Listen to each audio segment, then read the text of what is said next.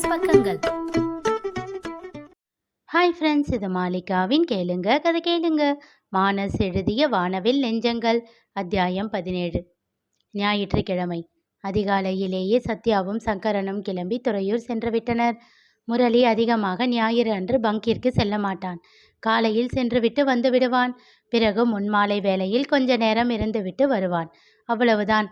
பகல் முழுவதும் கிரி, ஆதி, அஸ்விதாவோடும் நேரம் செலவழித்து கொண்டிருப்பான். அன்று சத்யா இல்லாததால் சமையல் முழுவதும் நித்யா செய்து கொண்டிருந்தாள். அவளுக்கு உதவியாக நந்துவும் வேணுவும் இருந்தனர். வேணு ஞாயிறு அன்று சென்டரை திறக்க மாட்டான். அன்று முழுவதும் விடுமுறை விட்டு விடுவான். அதனால் ஞாயிறன்று எப்பொழுதும் வீடு கலகலப்புடனேயே இருக்கும். அண்ணா, எனக்கு தான் இப்போ எக்ஸாம் முடிஞ்சிருச்சுல்ல, கிரி ஆரம்பித்தான். அதுக்கு என்ன இப்போ? இன்னைக்கு சாயந்தரம் நாங்கள் எல்லாம் சினிமாவுக்கு போயிட்டு வரோம்.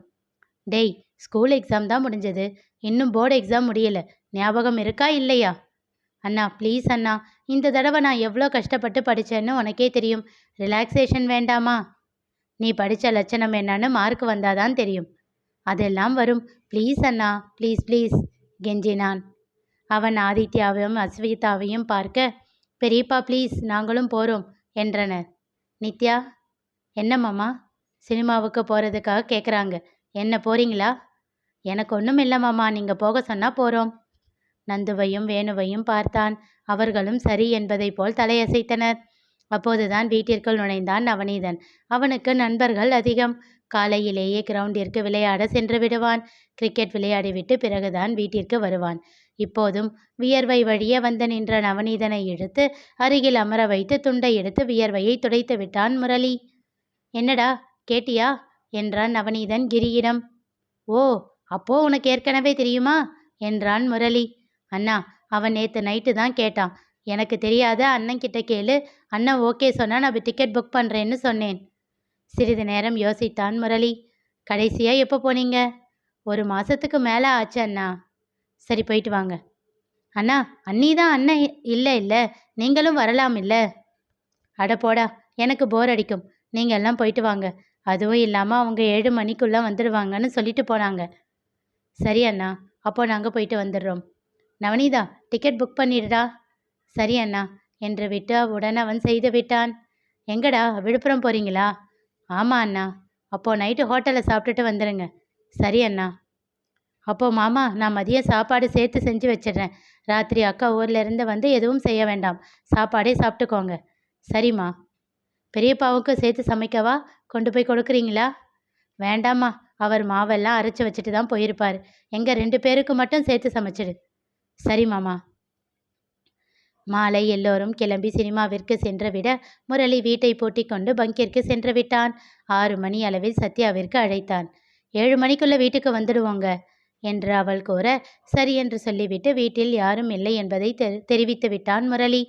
சாவி இருக்குல்லம்மா? இருக்குங்க. சரிம்மா. அழைப்பை துண்டித்து விட்டான். எப்போதும் முரளியிடம் ஒரு சாவியும் சத்யாவிடம் ஒரு சாவியும் இருக்கும்.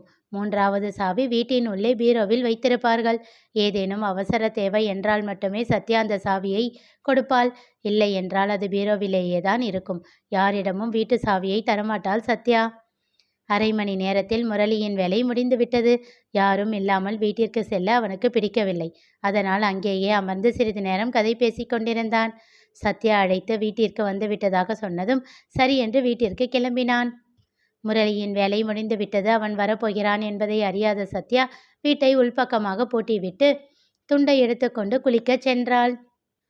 வீட்டிற்கு வந்த முரளி உட்பக்கமாய் பூட்டியிருப்பதை கண்டான். ஓ, ரெஸ்ட் எடுத்துட்டு இருக்காளா என்று தனக்குள் சொல்லிக்கொண்டு தன்னிடமிருந்த சாவியை வைத்து பூட்டை திறந்து உள்ளே வந்தான். அறைக்குள் சென்று பார்த்தான்.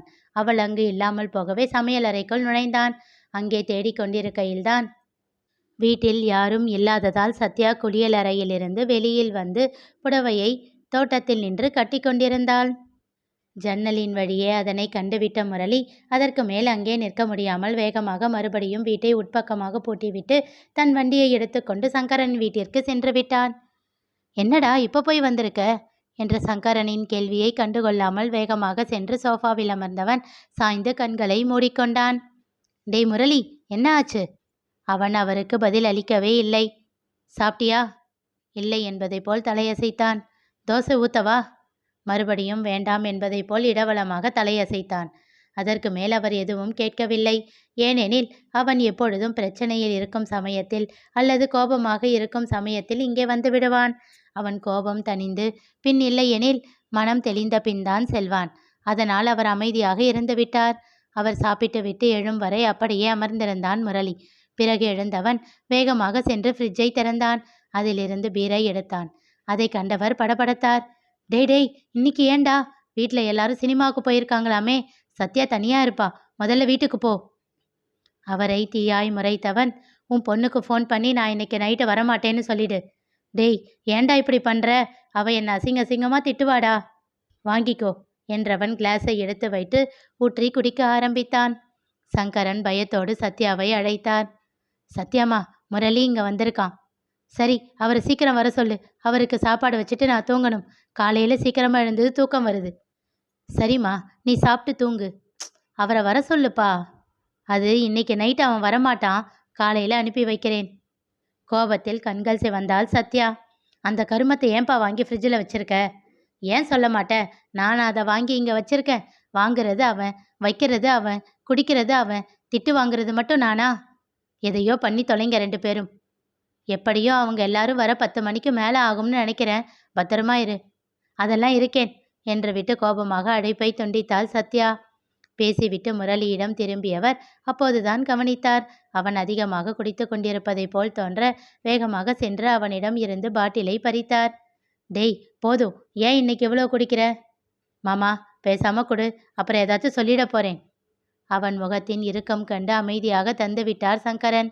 என்றும் இல்லாத அளவு இன்று அதிகமாய் அவன் குடிப்பதாக தோன்ற அவன் அருகில் அமர்ந்து அவன் தலையை கோதி தந்தார். முரளி, என் மருமகனுக்கு என்ன பிரச்சனை? அவன் பதில் கூறவில்லை. பல சமயங்களில் என்ன விஷயம் என்று சொல்பவன் சில சமயங்களில் இப்படித்தான் அமைதியாக இருந்து விடுவான். அவன் மனதை அரிப்பது எது என்று புரியாமல் தவிப்பார் இவர். எவ்வளவு கேட்டும் சொல்ல மாட்டான். இன்றும் அவன் சொல்லவில்லை என்றதும் அவர் மனம் பாரமாகி போனது. அவன் வேதனை என்ன என்பது தெரியாமல் எப்படி அதனை சரி செய்ய முடியும் என்று தனக்குள் கேட்டுக்கொண்டார். அவன் சாப்பிடவில்லை என்பதால் சென்று அவனுக்கு 2 தோசை ஊற்றி தட்டில் வைத்து எடுத்து வந்து அவனுக்கு ஊட்டினார். எதுவும் பேசாமல் அமைதியாக சாப்பிட்டான். ஏனோ இன்று தன்னிலை இழக்கும் அளவிற்கு குடித்திருந்த அவனை கைத்தாங்களாக அழைத்துச் சென்று படுக்க வைத்தார் சங்கரன். மிக வழக்கமாக எல்லாம் குடிக்க மாட்டான் முரளி. எப்போதாவது மட்டுமே. அதுவும் 2-3 மாதங்களுக்கு ஒரு முறை என்று கூட அவன் கணக்கு இருக்கும். அவன் மனதில் இருக்கும் வருத்தம் என்ன என்று சொல்லாமல் குடிக்கும் நாட்களில் அமைதியாக படுத்தவுடன் உறங்கி விடுவான். ஆனால் இன்று ஏதோ அனத்தி கொண்டிருந்தான். மெல்ல அவன் அருகில் வந்தவர் அவன் தலையை கோதி கேட்டார். முரளி, என்ன மாமா? அவன் கேட்ட விதத்திலேயே அவன் தன் நிலையில் இல்லை என்பதை புரிந்து கொண்டார் சங்கரன். ஏண்டா கண்ணா இப்படி குடிக்கிற? என்னால் முடியல மாமா. என்ன முடியல? அது என்று நிறுத்தியவன், உன்கிட்ட எல்லாம் சொல்ல முடியாது. ஏன் சொல்ல முடியாது? நீ சொல்லு மாமா, புரிஞ்சுக்கிறேன். அது சத்யா இன்னைக்கு புடவை கட்டிக்கிட்டு இருக்கும்போது பார்த்துட்டேன். குடறலாக வந்த அவன் பேச்சில் சிரித்து விட்டார் சங்கரன். அடப்பாவி, அதுக்கு ஏண்டா இங்கே குடிச்சு கிடக்கிற? அங்கேயே இருக்க வேண்டியதானடா. வீட்டில் கூட யாரும் இல்லையே. அட போ மாமா, எங்களுக்குள்ளதான் இன்னும் எதுவுமே நடக்கலையே. அதை கேட்டதும் ஒரு நொடி சர்வமும் அடங்கியதை போல் உணர்ந்தார் சங்கரன். முரளி, அவர் குரல் உடைந்து வெளிப்பட்டது. என்னடா சொல்ற? நிஜமாத்தான் சொல்றியா? ஆமா மாமா. ஏண்டா? அவளுக்கு என்ன பிடிக்கல மாமா. அவ்வார்த்தைகளை கேட்டவரின் இதயத்தில் பேரிடி வந்து இறங்கியது. சட்டென நெஞ்சை பிடித்து கொண்டவர் விழிகளில் இருந்து கண்ணீர் ஆறாக பெருகி ஓடியது. முரளி, என்ன நடந்துச்சுன்னு சொல்லுடா, தளர்ந்த குரலில் அவனிடம் கேட்டார் சங்கரன். சத்யாவிற்கு ஏன் முரளியை பிடிக்கவில்லை தெரிந்து கொள்ள தொடர்ந்து கேளுங்க. கதை கேளுங்க. மீண்டும் சந்திப்போம்.